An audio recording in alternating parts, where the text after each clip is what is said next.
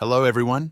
In this video, I'm going to show you how to make Wallpaper Engine start automatically when you turn on your computer.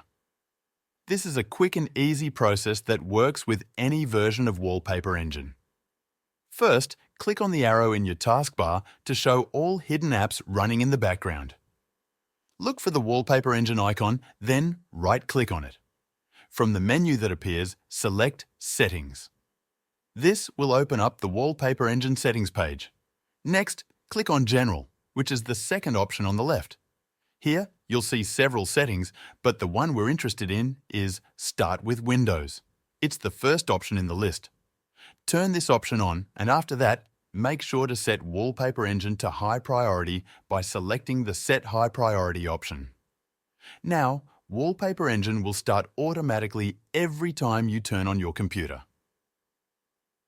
If you ever want to turn this feature off, just return to the same settings page and toggle the option off. I hope this tutorial helped you set Wallpaper Engine to start automatically. If this video helped you out, feel free to buy me a coffee using the link in the description.